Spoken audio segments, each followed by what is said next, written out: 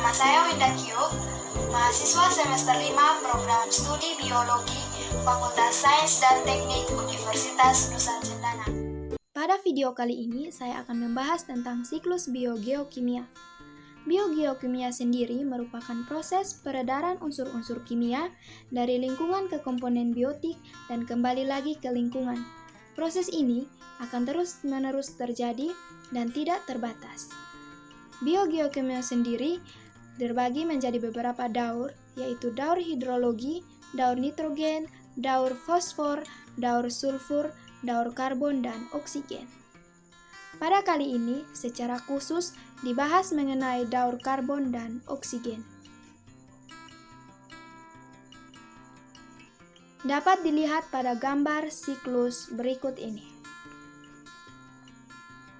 Ketika matahari bersinar, tumbuhan baik yang di darat maupun yang di laut atau di air mengubah karbon dioksida menjadi senyawa karbon organik dan melepaskan oksigen ke atmosfer melalui proses fotosintesis.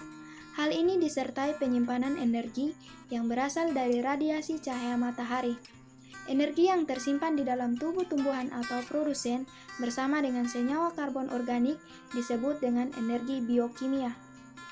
Di laut bagian atas, kita bisa melihat organisme tersebut akan membentuk jaringan yang mengandung karbonat, dan beberapa organisme juga membentuk cangkang karbonat dan bagian tubuh lain yang keras, tetapi karbon akan kembali ke atmosfer.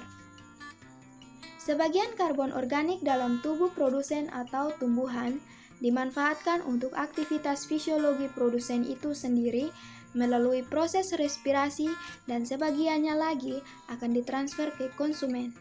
Konsumen di sini yaitu hewan dan manusia. Respirasi pada tumbuhan menghasilkan oksigen, dan oksigen itu akan dilepaskan ke udara lagi atau akan dihirup oleh hewan dan manusia. Jadi, karbon berpindah dari produsen ke konsumen. Konsumen juga mengalami respirasi, tetapi berbeda dengan tumbuhan.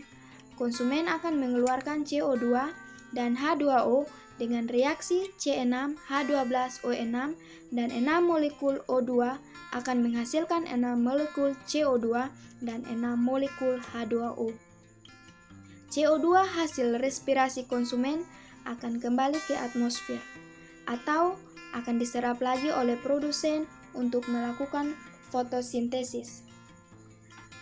Di permukaan laut, di mana air menjadi sangat berkarbon dioksida, akan terlarut dan dilepas lagi ke atmosfer.